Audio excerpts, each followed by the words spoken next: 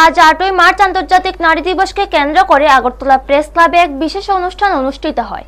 Tripura journalist ইউনিয়নের উদ্যোগে আয়োজিত মহিলা সাংবাদিক সম্মাননা 2026 অনুষ্ঠানে রাজ্যের বিভিন্ন প্রান্ত থেকে আগত নারী সাংবাদিকদের তাদের কাজের স্বীকৃতি স্বরূপ সম্মানিত করা হয়। অনুষ্ঠানে প্রধান অতিথি হিসেবে ছিলেন ত্রিপুরা বিধানসভার সদস্যা কল্যাণী রায় এবং আগরতলা প্রেস ক্লাবের সভাপতি প্রণব সরকার। এছাড়াও অনুষ্ঠানে সাংবাদিক মহলের অন্যান্য বিশিষ্ট ব্যক্তিরা উপস্থিত ছিলেন। এই অনুষ্ঠানে অংশগ্রহণকারী নারী সাংবাদিকদের সম্মাননা স্মারক ও উত্তরীয় প্রদান করে তাদের পেশাগত অবদানকে স্বীকৃতি জানানো হয়।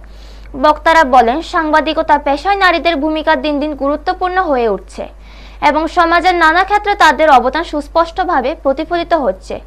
আগরতলা প্রেস ক্লাবের সভাপতি প্রণব সরকার বলেন, নারীরা আজ আর পিছিয়ে নেই।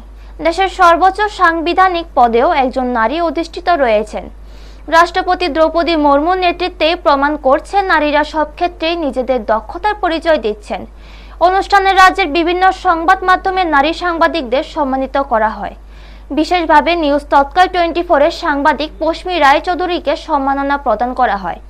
আয়োজকরা জানান, এই ধরনের উদ্যোগ নারী সাংবাদিকদের কাজের স্বীকৃতি দেওয়ার পাশাপাশি তাদের আরও উৎসাহ ও প্রেরণা দেবে। ব্যুরো রিপোর্ট, নিউজ তৎকাল 24। আজকে কি বিষয় নিয়ে প্রোগ্রাম করেছেন এখানে? আজকে 8 মার্চ আন্তর্জাতিক নারী দিবস। ত্রিপুরা জার্নালিস্ট ইউনিয়নের উদ্যোগে আমরা এই নিয়ে 3য় বছর উদযাপন করছি। সারা রাজ্যে যত মহিলা সাংবাদিক সংবাদকর্মী আছে সবাইকে আমরা সম্মাননা জানাই।